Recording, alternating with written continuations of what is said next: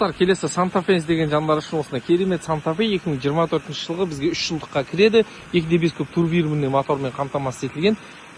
Небәрі 26.000 км жүрген 2 ВД 7 орындық керемет жағдайда. Так, бұл не наклейка десеңіздер, бұл бір үлкен компанияда жұмыс жасаған, бірақ компания сатып алғанда кейін қайтып осылай жаппай сатуға шығарған көліктерді.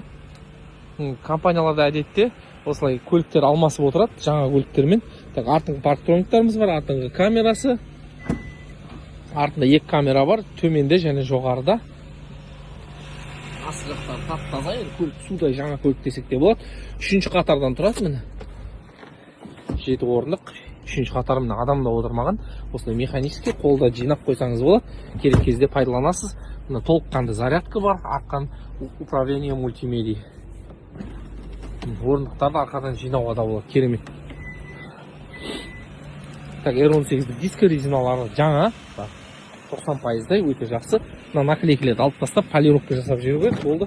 Ешқандай краскаға тиген жерлері жоқ. Артын екінші қатар бізде шторка, обогрев сидений бар, подстаканниктері, екінші қатар сплошной осылай 3 орын, ортада подстаканниктері бар. Люк бар, панорамасымен, керемет барлығы. Жақсы, тап-таза. Өте ұқыпты қаралған. Диск ключевой бар. Мұнда слепой зона бар. Тек 360 камера жетіспейді екен көлікке. 2024 9 айында шыққан полный электропакет, плавающий сиденье, орындықтар тап-таза, жыртылмаған, езілмеген. Ортада 2 адам арналған сымсыз зарядтау телефондарды, полный мультируль, адаптивный круиз, удержание полосы, руля барлығы бар. 26.395 км. Алдыңғы панельдеріміз таза, сплошной монитор.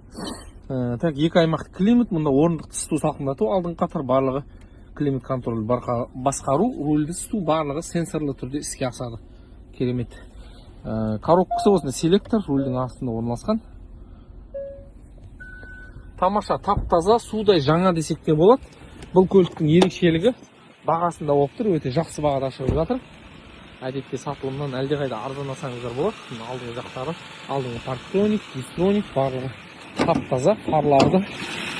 Капоттың астында 2.5 куб турбированный мотормен заводской двигатель. Жалпы техникалық жағдайы тамаша.